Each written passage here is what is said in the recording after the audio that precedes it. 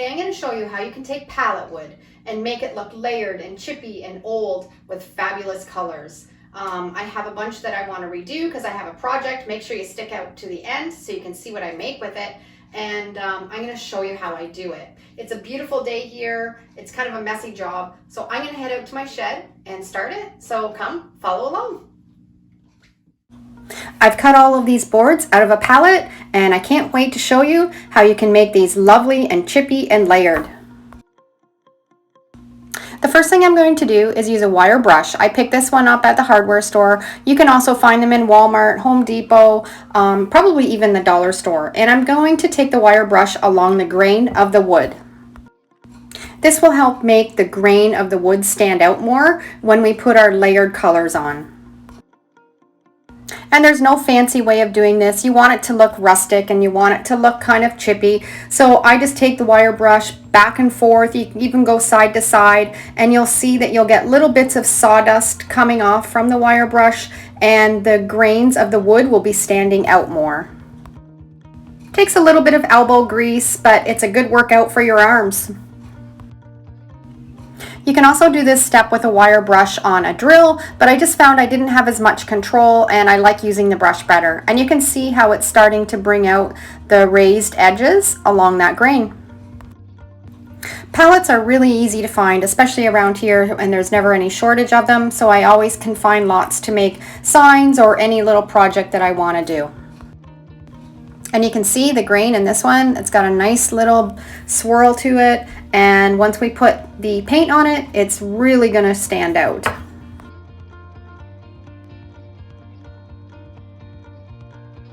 Okay, now we're ready to paint. I have some latex paint in a tester jar and some acrylic paint, and that's all you need to do this project. My first layer, I always like to use latex paint. You want the latex as the base because then when you do the next step, it will work better. So I'm just putting a liberal coat over the whole pallet board. Make sure you get it in all the grooves and all the little nooks and crannies. If you use chalk paint or acrylic paint as the base, I find I didn't have quite as good of an effect in the end, so I always try to use the latex paint. Now it's completely dried and I have an 80 grit sandpaper on my sander, and I'm going to be really aggressive and sand all those high parts of that wood right down so your board is flush. And then you're going to have two colors. You're going to have your bare wood and you're going to have your latex paint, and that's what you want to do. Now you can maybe not sand it as much, but what we're going to do is we want to stain the wood on the top. So the more that you sand off, the more contrast you're going to have between the two colors.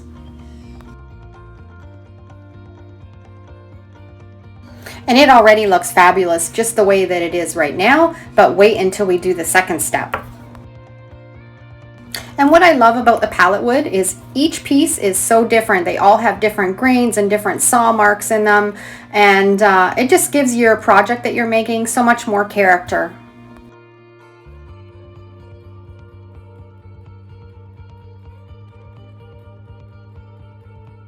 Okay, now to finish these off and just take them to the next level, I have mixed up my homemade stain with the acrylic paint. I have a tutorial on how to do it. I'll put a link up above here and down in the description. You can get the recipe for that. So you just need to make your homemade stain, have a little bit of paper towel and a sponge, and apply it all over that board.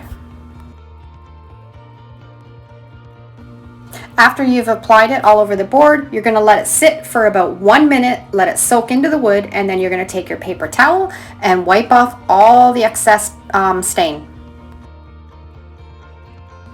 And as you're wiping away, the stain will not stick to the latex paint, but it'll stick to the raw wood, and that gives you your two tones of color.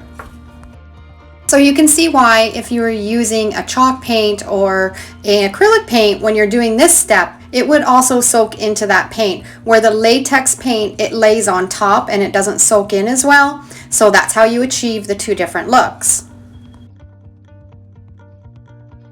And I know if you're a real crafter, we all have hordes and hordes of acrylic paint from the dollar store, so you can get so creative with different color combinations.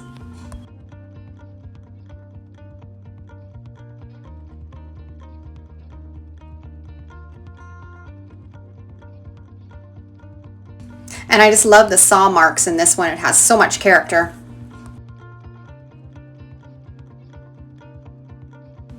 And if you've put on your first coat of stain and it's not quite as dark as you wanted it to, you can always go over the board and do a second layer until you get the desired color.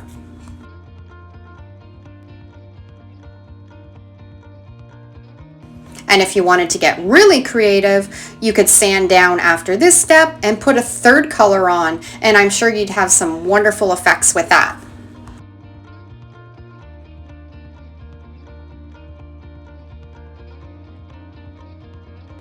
I love to use these palette boards to make them into signs, but I did something a little bit different today with these, so make sure you stick through to the end and I'll show you what I created with them.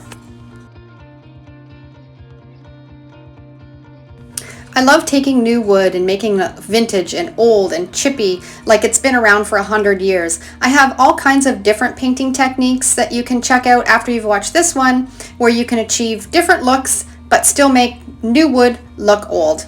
So make sure you check out those different videos after you watch this one. And now to finish them off, I'm going to take my sander and sand them up and give them a little bit more of a rustic look. Now these boards are going to be outside, so I'm using my varithane polyacrylic sealer for the outdoors. If you're going to have your project inside, you don't have to use the outdoor one, but because this is going to be out in the elements, I want to give it that extra seal. So I'm just going to put 2 coats over each board to seal them up really well. And when you put the polyacrylic on it, it just brings that grain of that wood out even more.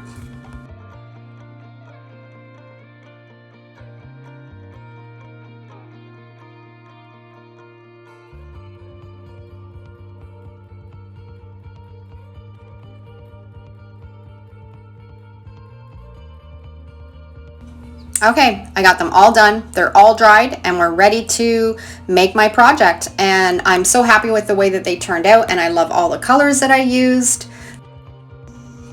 And this is what I'm going to use them with. I found these at a yard sale. I think I picked them up for a couple dollars. The tops were rotten. I took them off. I love the base. I'm not touching them. I love the color. I love the chippy rusty. And I'm going to make them into plant stands.